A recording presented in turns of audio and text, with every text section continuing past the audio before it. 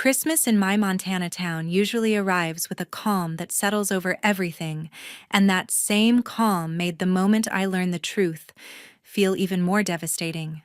My name is Simone, and that evening I was sitting on the floor of my parents' small house wrapping the gifts I had spent the entire month saving for, while trying to believe the holiday season might still carry a little warmth for me.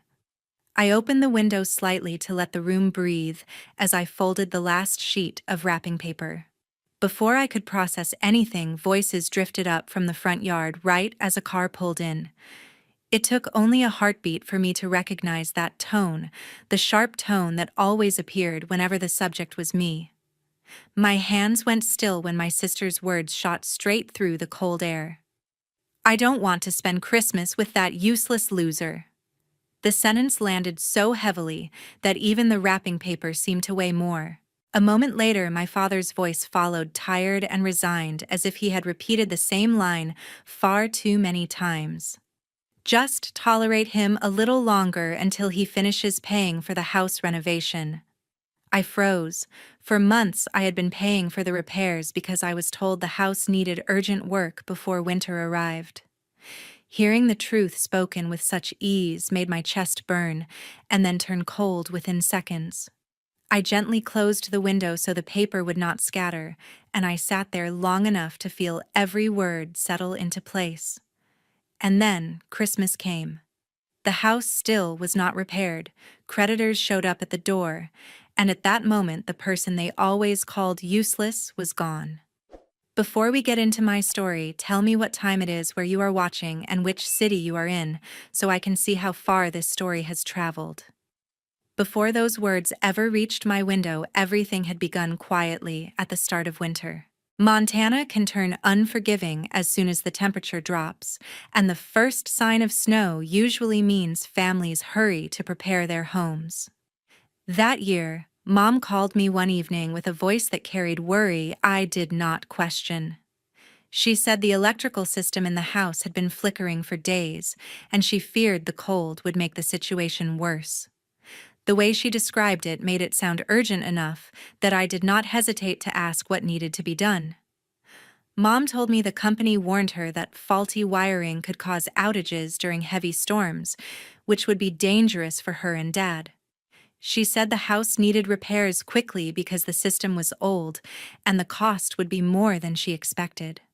I remember asking why the issue had not been dealt with earlier, and she said life had been difficult, so they had postponed it until they could no longer ignore it. She rarely asked me for anything directly, which made the request feel serious, and I told myself helping them was the right thing to do while winter approached. The first payment I sent covered an inspection that Mom insisted was necessary before the repair. I transferred the money and tried not to think too much about the strain it placed on my budget. My sister Barrett knew about the issue because Mom had told her as well, yet she never offered to contribute, and Mom defended her immediately whenever I hinted that the responsibility should not fall entirely on me. She would say Barrett had her own struggles, or that she was already doing more than enough in ways that were not visible to me. I wanted to believe it, although I never saw any evidence that supported those claims. More requests arrived as the weeks passed. Mom said the electrician found additional issues that needed immediate attention, and each time she contacted me, the urgency in her voice grew. I had been trying to save for my own expenses, but every call from her chipped away at the small safety net I was building. I kept sending the money because she always reminded me that the house was still my childhood home and that she and Dad were doing their best. Dad barely spoke to me during this period, and I assumed he was letting Mom handle everything because she had always been the one who managed household matters. The more I transferred, the tighter things became for me. I cut back on eating out and canceled several plans with friends, telling them I was trying to be responsible with my finances. Only one friend, Jody, knew I had been supporting my parents extensively. She told me to be careful, but I brushed it off and said family needed to step up when things became difficult. I convinced myself the discomfort I felt was temporary and that the repairs would be finished soon. It never crossed my mind that the situation might not be what I believed. By the time winter settled deeply over the town, I had already sent several payments and tried to stay optimistic. I told myself the stress was worth it, because my parents would finally have a safe home for the season. I tried to picture the house warm and steady with Mom no longer sounding anxious whenever she spoke to me. That image kept me moving forward, even as I watched my bank account shrink to a level that made me nervous. The morning after that conversation arrived with a weight I could feel before even opening my eyes. I woke with the awareness that every assumption I once relied on might no longer hold, and that whatever I chose to do next needed to come from clarity rather than fear. I took a slow breath before sitting up because I sensed that rushing into the day would only make the thoughts from last night press harder against me. I made a cup of tea and opened my banking app, allowing my eyes to follow the long trail of transfers that stretched back through the previous months. Each payment carried the same simple memo about repairs, yet the repetition created a pressure behind my ribs that I could not ignore. I enlarged a few old receipts and wrote down each date so I could review them more thoroughly. As I compared the information, I noticed inconsistencies that caused my pulse to rise, despite my efforts to stay calm. While I was still examining the records, Mom answered a call in the living room. Her tone carried an urgency she rarely showed to anyone in the family, and something about that shift made me pause. I stayed behind the half-closed door and placed my phone on audio record because I needed to understand exactly what had been happening instead of relying on fragmented guesses. Mom spoke about renovation updates, but the conversation did not resemble what she had been telling me for weeks. She mentioned delays that contradicted the invoices I held and referred to amounts that had never appeared in my transfers. I listened carefully as she discussed an electrician whose name had never once shown up on any bill. She referred to an additional payment she claimed would cover winter protection, yet I already knew that part of the house had been inspected and cleared months earlier. The call lasted long enough for me to gather several details that deepened my suspicion. When she finally hung up, I replayed the recording with headphones to ensure I caught every word accurately. I returned to the kitchen table and created a list of each discrepancy. The more I wrote, the more I understood that none of this could be dismissed as misunderstanding. I felt a mix of betrayal and disappointment settle inside me because I had believed in the urgency Mom described. I remembered the nights she told me that the house could lose power at any moment if repairs were not handled immediately, yet the invoices suggested that only minor checks had been completed. The largest payment I had made had not been used for electrical work at all, which left me staring at my notes in disbelief. Despite everything I chose not to confront anyone, I needed more than fragments and contradictions. I reviewed the messages Mom had sent about scheduling repairs and compared them to the timestamps on her recorded call. The gaps were substantial enough to suggest that she had been repeating the same narrative to maintain control over the situation. I closed my notebook and tried to steady my thoughts because I sensed that the truth was only beginning to surface. I spent the rest of the morning gathering every receipt I could find, including a few archived emails I had nearly forgotten about. Each document added another layer to the picture forming in front of me. I realized that I had been financing far more than what had ever been disclosed. My savings had diminished rapidly, yet neither Mom nor Barrett had offered to contribute, despite knowing how much strain I was under. Even Dad had avoided discussing the repairs directly, which now felt intentional. By early afternoon, I understood that the only way to navigate what was unfolding was to continue documenting every inconsistency quietly. I closed my laptop and allowed a moment for the weight of the morning to settle because I knew that once I began following the evidence fully, there would be no turning back. A week later, I walked into the local office of the electric company with a determination that felt heavier than the cold air outside. A clerk at the reception desk directed me to a technician, and that was when I met Leonard, the staff electrician, who had handled most service calls across our neighborhood. I introduced myself and explained that I needed to verify a series of payments connected to my parents' house. Leonard studied the dates I provided, then opened his records with a thoughtful seriousness that made me feel both nervous and strangely validated. He scrolled through several screens before he pressed his lips together with a quiet hesitation. The first thing he told me was that no major electrical repairs had been scheduled during the months I had been transferring money. His voice held a careful tone as he explained that the only documented work involved a minor inspection and a reset panel cleaning, which cost significantly less than what I had been told. My stomach tightened when he said Mom had rescheduled 2 appointments but had never completed the larger repairs she claimed were urgent. I asked him to check again, hoping I had misunderstood something, yet he confirmed the information with the same steady manner. Leonard printed a detailed service summary for me and lowered his voice as he pointed to the payment section. The account listed for scheduled repairs had no record of any advance deposits. I remembered the messages Mom sent about paying in increments and stared at the paper long enough for the numbers to blur. He mentioned that if any third party had been paid, it had not gone through the company. That quiet remark told me more than he probably realized. I thanked Leonard for his time and stepped outside where I opened my banking app before the door had even closed. I reviewed the transfers once more and compared them with the service summary in my hand. The discrepancy was undeniable. It felt surreal to stand in the parking lot and realize that the urgency I had responded to for months had never existed. The weight of that realization settled slowly, as if every transaction I had ever made was now asking me to justify why I believed so easily. At home, I examined the receipts Mom had forwarded over the past seasons. Several were legitimate, but others did not match any of the work Leo showed me. The inconsistency stretched even further when I noticed that some receipts were cropped screenshots without verification codes. I opened my laptop and searched through earlier bank statements which revealed multiple transactions to stores Mom frequented, including beauty boutiques and a loan service she had mentioned once in passing. The pattern formed with a clarity that made my chest feel tight. I created a folder labeled for documentation and organized every piece of evidence I had gathered. The more I sorted, the clearer my next step became.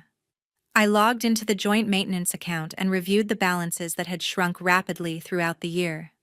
For the first time, I noticed notifications I had dismissed earlier because I trusted the explanations given to me.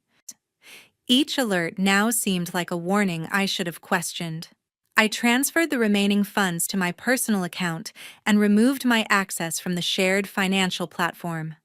I took screenshots of the transaction history and saved every message that referenced repairs which I knew I would need later.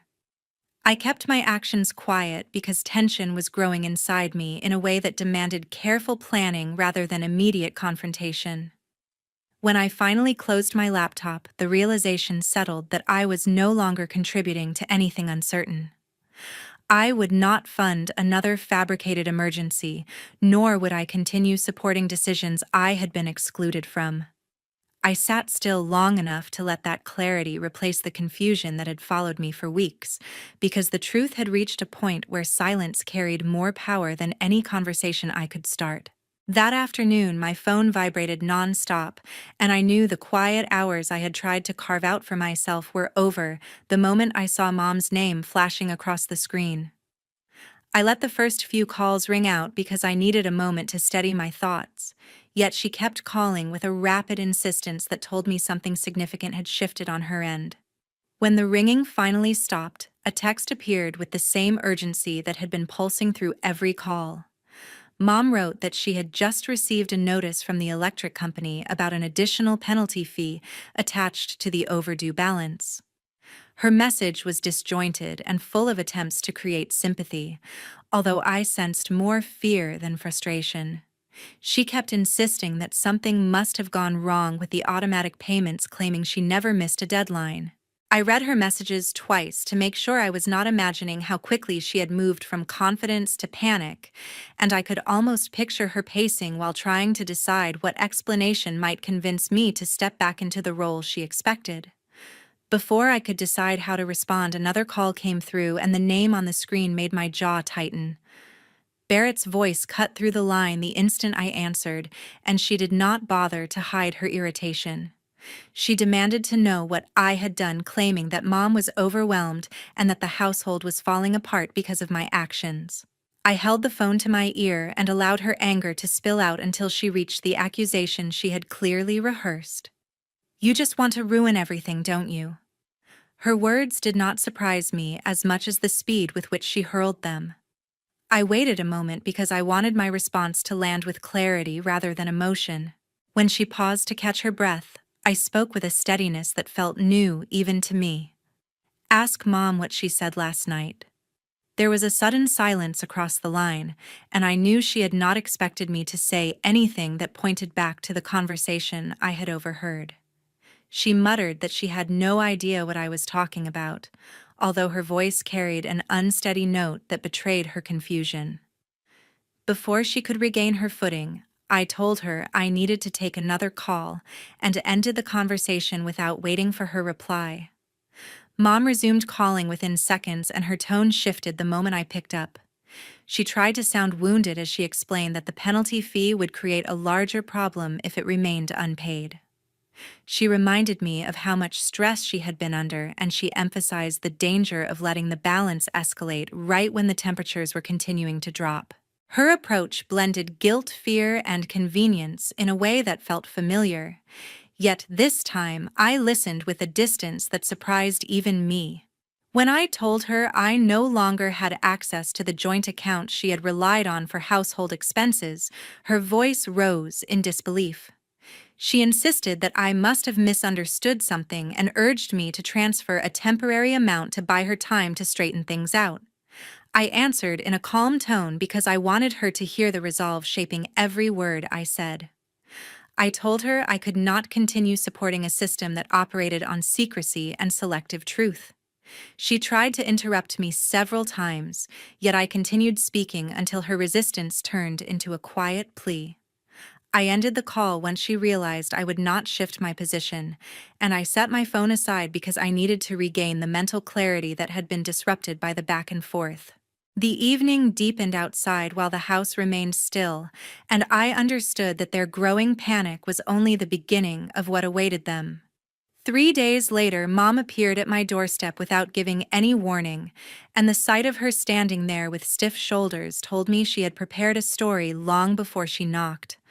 I opened the door because I wanted to hear whatever explanation she believed would shift the blame away from her choices, and I kept my phone recording from the moment she walked inside. She stepped past me and looked around as if searching for a version of me that might be softer or more forgiving, although my silence seemed to unsettle her more than raised voices ever could. Mom began speaking rapidly, claiming that the situation with the electric company had been exaggerated and that the entire billing problem had resulted from a clerical error. She described the penalty fees as unnecessary complications and insisted that she had been handling everything responsibly. Her tone rose with each sentence, yet she avoided mentioning the conversation she had with Barrett in the driveway because she assumed I still knew nothing about it. I listened with a calm restraint that seemed to make her more nervous, and she shifted between frustration and sweetness, as if a change in approach might create sympathy. When she paused and waited for a reaction, I said what I had been waiting to say. "I heard every word, Mom." The color in her face changed almost instantly, and she struggled to understand how much I had actually heard. She tried to deny it and insisted that she had never said anything unkind about me. Her voice trembled when she claimed she would never manipulate my willingness to help the family. Yet the panic in her eyes made it clear she knew denial was the weakest strategy she could use. I let her continue for another minute because I wanted the recording to capture every contradiction she offered before I presented the evidence. When I played the audio clip of her conversation with Barrett, the room turned heavy with a kind of silence that only truth could create. Mom's expression tightened as she listened to her own voice instructing Barrett to tolerate me until I finished paying for the renovation. She tried to claim the recording was taken out of context, yet even she could hear how hollow the defense sounded. I watched her struggle to rebuild the narrative she had relied on for months, while the facts sat between us with undeniable clarity. Before she could speak again, my phone lit up with an incoming call from Barrett. I answered on speaker because I had no intention of shielding anyone from the truth. Barrett sounded irritable from the start, and the tension in her voice cracked when she realized Mom was standing in my home. She accused me of creating chaos and claimed that Mom had been under unbearable pressure. Her frustration built until she returned to the accusation she favored when she sensed her control weakening. "You just want to ruin everything, don't you?" Her words no longer held any weight, and I felt a steadiness in my voice that had grown stronger each day since the moment I overheard them in the driveway. I told Barrett the same line I had given her earlier. "Ask Mom what she said last night." Mom inhaled sharply at the reminder, and Barrett hesitated long enough for me to understand that she recognized my refusal to accept their version of events. When I hung up, Mom tried to shift into pleading, asking me to reconsider the financial support she depended on. She insisted that the timing was unfortunate and that the stress of the season had created misunderstandings. I stood near the doorway because I wanted her to understand that the conversation was moving toward its conclusion. I told her I would no longer contribute any money to the household and that the decisions she made with the funds were her responsibility alone. My tone remained even because I no longer needed height or volume to express the boundary I had chosen. Mom tried once more to appeal to sympathy, yet she realized I had already stepped back from the cycle she created. When she finally left, the air in the room settled with a quietness that felt unfamiliar but necessary. For the first time in a long time, I felt the weight of their expectations lifting. Christmas night finally arrived, and the stillness in the air felt heavier than any winter I remembered. I drove toward my Aunt Marcy's house after finishing my shift at the clinic, trying to hold on to a sense of peace, even though I knew the evening would unfold very differently at my parents' place. Snow drifted across the road, and the glow from the porch lights along the neighborhood softened the landscape in a way that made the quiet almost deceptive. The serenity did not last once the phone in my coat began vibrating. I let it ring, because I had already decided how the night would unfold for me, though a part of me sensed something had gone terribly wrong. When I reached my Aunt Marcy, who had always been the one adult in the family, I trusted her warm hug grounded me. She ushered me inside, telling me to sit by the fireplace while she finished setting the table. The room was filled with gentle music and the scent of cinnamon, which created a calm I had not felt in weeks. Mom's fifth call finally forced me to look at the screen, and the moment I answered, I heard a mix of panic and accusation. Her voice trembled each time she tried to raise it because the temperature inside their house had dropped fast. She told me the power had been shut off despite the pleas she made to the company earlier that week. She demanded to know what I had done, though I reminded her that I had paid the portion she claimed was still pending. Barrett was shouting in the background, and the noise of her frustration seeped through the line even before she grabbed the phone. She asked if I intended to humiliate them on Christmas. She insisted that the cold was unbearable, and her complaints grew sharper once she realized the company would not restore anything until the following week. She expected me to apologize, though she never paused long enough for me to speak. I kept my voice steady because I had nothing to correct or defend. Dad called immediately after they hung up, and the weight in his breathing told me everything. He asked if the things Mom had said last night were true. I confirmed what I had heard without embellishing details. The silence that followed was longer than any pause we had shared before, and I felt something within him shift. He realized that the repairs he believed were necessary had never been scheduled, and the funds I had transferred had been spent elsewhere. He thanked me for answering calmly, and even though his voice faltered, he did not blame me for the consequences they now faced. While I sat by the fire with my Aunt Marcy, the rest of the neighborhood became aware of the situation at my parents' home. Their house stood completely dark while every other window on the street glowed with warm lights and decorations. In Montana's winter conditions, a home without heat became a topic people noticed quickly, and the questions spread faster than Mom could control. She called several neighbors to ask for help, but none were willing to offer space or money because each of them remembered moments from the past when she had either ignored their difficulties or boasted about her supposed resilience. Barrett eventually drove to a friend's house, though no one offered to let her stay longer than a few hours, once they understood how the bill had accumulated. Mom stayed with Dad, who tried to make the darkness less frightening with a few candles, though the cold inside their living room continued to deepen. I knew they expected me to change my mind before midnight, yet I had already chosen to spend the evening surrounded by people who valued honesty and effort. My Aunt Marcy passed me a mug of hot cider, and for the first time that month, I felt the tension lift from my shoulders. The soft conversation around the table filled the room with a sense of belonging I had never experienced at my parents' home. As the snow thickened outside, I realized that this Christmas marked the beginning of a new boundary, one that would not bend under guilt or manipulation. 1 week after Christmas, I realized I finally felt lighter. I had spent the days after the holiday organizing my finances with a clarity I had not experienced in years. The steady routine of managing my bills, preparing meals for myself, and reviewing the work projects I had postponed gave me a sense of control that had been missing for far too long.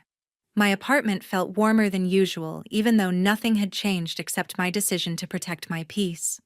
Mom and Barrett were now responsible for every overdue notice and every penalty.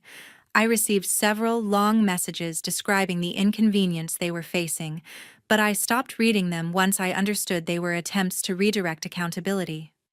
The silence that followed my refusal to respond created an unexpected calm around me. I no longer carried the hidden fear that someone would demand something the moment I rested for a day. I no longer checked my phone with tension. My days became mine again. I returned to small habits I once loved. I cooked slowly in the evenings while listening to familiar music. I walked through my neighborhood without rushing. I learned how comfortable life becomes when no one is draining your emotional or financial energy. There was no reconciliation, no attempt from me to mend something that had already taken too much. My decision was firm because the truth had shown me how fragile my boundaries had been and how much strength it took to rebuild them. I understood that peace does not arrive by accident but by choice. I learned that generosity loses its meaning when it becomes an expectation rather than a gift. Pressure disguised as family duty can slowly erase a person's sense of self if they are not careful. Accountability cannot be borrowed, and trust cannot survive when honesty disappears.